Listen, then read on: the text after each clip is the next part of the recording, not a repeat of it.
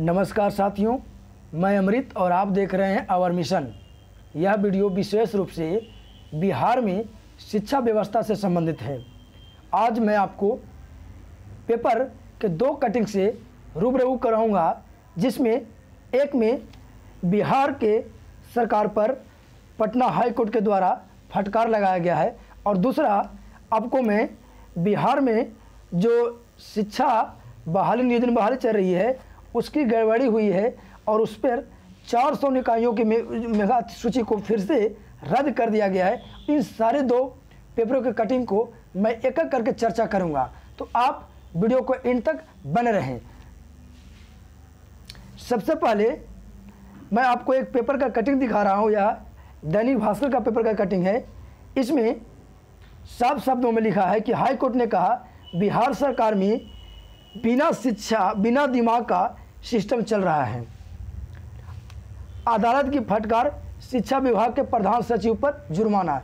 यानी वर्तमान हालात जो बिहार में चल रही है उस पर अदालत के द्वारा यानी हाई कोर्ट के द्वारा, पटना हाई कोर्ट के द्वारा शिक्षा विभाग के प्रधान सचिव पर जुर्माना भी लगाया गया है और साथ ही साथ उन्होंने एक टिप्पणी किया है कि बिहार सरकार में जो चल रहा है व्यवस्था वो बिना दिमाग का है। आखिर क्या कुछ इस पेपर में है, बारीकी से देखते हैं। मामला क्या है? समस्तीपुर महिला कॉलेज के सेक्शन ऑफिसर का पे स्केल सहायक से कम। यानी समस्तीपुर महिला कॉलेज के सेक्शन ऑफिसर का जो पे स्केल था वो सहायक से भी कम था।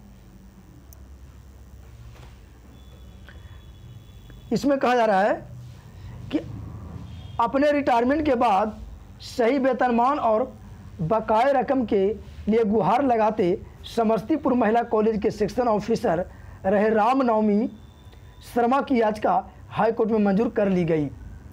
न्यायमूर्ति चक्रधारी शरण सिंह की एकल पीठ ने रामनवमी शर्मा की रिट याचिका को मंजूर करते हुए कहा कि इस कोर्ट की नज़रों में भारत के संविधान में परिभाषित कोई भी संस्था इतनी बेदिमाग यानी कि माइंडलेस होकर काम नहीं कर सकती जितना बिहार सरकार कर रही है। और यह बिल्कुल सत्य है दोस्तों, जैसा कि आपने वर्तमान एसटीईटी मामला को अपने देख रहे होंगे।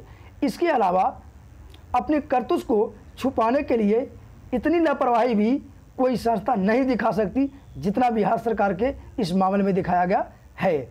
आगे क्या कुछ है? मामला समस्तीपुर महिला कॉलेज के रिटायर्ड रोकड़पाल के वेतनमान निर्धारित करने का था। याचिकाकर्ता के बढ़े वेतनमान की मांग पर शिक्षा विभाग ने याचिकाकर्ता का पे स्केल सेक्शन ऑफिसर तो दूर सहायक के वेतनमान से भी कम किया। यानी कहने का मतलब है कि जो शिक्षा विभाग ने याचिकाकर्ता का जो पे स्केल है वो सेक्शन अफसर तो दूर एक सहायक के वेतन से भी कम किया। हाई कोर्ट ने राज्य सरकार को आदेश दिया कि याचिकाकर्ता को बकाया राशि का भुगतान 3 महीने के अंदर करे। जब उन्होंने पटना अदालत में हाई कोर्ट में याचिका दायर किया तो उन्होंने पटना हाई कोर्ट के द्वारा यह निर्देश दिया गया कि इसको 3 महीने का जो बकाया राशि है भुगतान करे। और साथ ही साथ हाई कोर्ट ने शिक्षा विभाग के प्रधान सचिव को 20,000 का जुर्माना भी लगाया है। जैसा कि आपको बता दें कि बिहार में शिक्षा व्यवस्था इतना बदहाल है कि इसका शिक्षा विभाग कहीं ना कहीं पूर्ण जिम्मेदार है। अभी आपने 1 महीने से देख रहे होंगे कि बिहार एसटीईटी का मुद्दा कितना गर्म है। नोटिफिकेशन कुछ है और सरकार की जो मंशा है कुछ और करने का है। उसी के हिसाब से यह पेपर का कटिंग जो है अभी वर्तमान हालात को लिए उसकी कमियों को उजागर करता है। ठीक है दोस्तों, दूसरा क्या पेपर में कटिंग दिया गया है, यह जो है वर्तमान शिक्षा बहाली जो नियोजन प्रक्रिया चल रही है उससे संबंधित है। यह भी आपका पेपर का कटिंग है। मुजफ्फरपुर के गायघाट और पारू प्रखंड में काउंसलिंग इकाई के सदस्यों पर प्राथमिकी। यानी मुजफ्फरपुर के गायघाट और पारू प्रखंड में काउंसलिंग इकाई के सदस्यों पर FIR दर्ज हुआ है। गड़बड़ी वाली 400 देख लीजिए दोस्तों, गड़बड़ी वाली 400 नियोजन इकाइयों की मेगा सूची भी रद्द कर दी गई है। मेगा सूची को भी रद्द कर दी गई है। काउंसलिंग जो हुआ था उसको तो रद्द कर ही दिया है, साथ ही साथ उसकी मेगा सूची को भी रद्द कर दी गई है और काउंसलिंग अब इसका अगस्त में होगा। तो जो भी अभ्यर्थी इस नियोजन इकाई में फॉर्म डाले होंगे वो अपनी नाम और जो न्यू मेगा सूची आएगा उसको अवश्य डाउनलोड करके देख लेंगे। और इसका जो काउंसलिंग डेट है वो अगस्त में रखा गया है। ठीक है दोस्तों, इतनी बड़ी स्तर पर धांधली हुई है कि जिसको आप लोग मैंने अपने शब्दों में बयां करना मुश्किल है दोस्तों। आगे क्या कुछ विस्तार से है, चलिए एक करके बताता हूं मैं। यह पटना का समाचार पत्र में छपा है। प्रारंभिक स्कूलों में शिक्षक नियुक्ति प्रक्रिया में गड़बड़ी मामले में पहले 400 नियोजन इकाई की काउंसलिंग रद्द कर दी गई। गुरुवार को इन नियोजन इकाइयों की मेगा सूची भी रद्द कर दी गई। सबसे पहले उन 400 नियोजन इकाइयों की काउंसलिंग रद्द की गई और साथ ही साथ गुरुवार को उन नियोजन इकाइयों की मेगा सूची को भी रद्द कर दिया गया। कहीं ना कहीं मेगा सूची में गड़बड़ी थी दोस्तों। अब शिकायतों और गड़बड़ी को सुधारते हुए नए सिरे से मेगा सूची तैयार की जाएगी, यानी फिर से उन 400 नियोजन इकाई में मेगा सूची को तैयार किया जाएगा। अगस्त में इन इकाइयों की काउंसलिंग होगी और यह जो रद्द हुआ है इस नियोजन इकाई की काउंसलिंग अगस्त महीने में होगा। तो जिन अभ्यर्थियों ने इन 400 नियोजन इकाई में फॉर्म डाले होंगे वो बारीकी से अपने मेगा सूची को देख लेंगे और अगस्त में नियोजन होगा उसको भी आप लोग अपना बारीकी से इंतजार करेंगे। आगे क्या कुछ है, अगस्त में इन इकाइयों की काउंसलिंग होगी। शिक्षा मंत्री विजय कुमार चौधरी ने समीक्षा के बाद अधिकारियों को निर्देश दिया कि पूरे मामले की गंभीरता से जांच करें, दोषियों को चिन्हित कर कार्रवाई करें। आपको एक बात यहाँ पर रोकना चाहूँगा कि अगर शिक्षा विभाग इतना ट्रांसपेरेंसी है तो आपको नियोजन इकाई जो सिस्टम है यही पूरा सिस्टम ही पूरा गंदा है, तो क्यों ना आप इसमें सुधार कर सकते थे।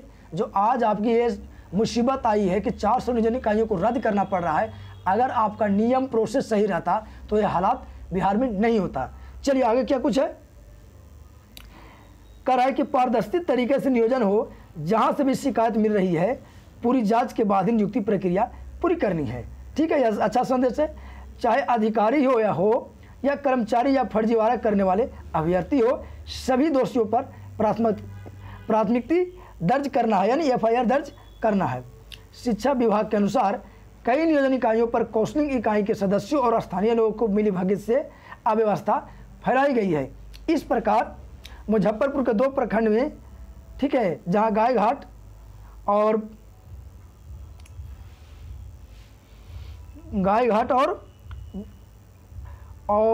मुजफ्फरपुर के गायघाट और पारू प्रखंड में जो है काउंसलिंग इकाई पर सदस्यों पर 5 सदस्यों पर वहां का प्राथमिकता दर्ज हुआ है। इस प्रकार यह जो है पेपर के कटिंग के माध्यम से आपको सिर्फ मुख्य बात ये याद रखना है कि 400 नियोजन इकाई की काउंसलिंग रद्द की गई है और साथ ही साथ वहाँ की मेगा सूची को भी रद्द किया गया है। जैसे ही नई मेगा सूची अपलोड होता है उस मेगा सूची को आप अपने स्तर से देख लेंगे। दूसरा हेडलाइन यहाँ पर दिया गया है कि कक्षा 1 से 5 तक 50% पद तक महिलाओं के लिए आरक्षित है। चूँकि आपको बता दूँ कि बिहार जो शिक्षा नियोजन इकाई है वो पंचायती राज के तहत नियोजन इकाई बनाई गई है और पंचायती राज व्यवस्था में महिलाओं को 50% आरक्षण दिया गया है। कक्षा 1 से 5 तक के लिए 50% महिला अभ्यर्थियों के लिए आरक्षित है। इसके पहले 28 जिला के 68 नगर इकाइयों में 782 के लिए 495 अभ्यर्थी चयन हुए।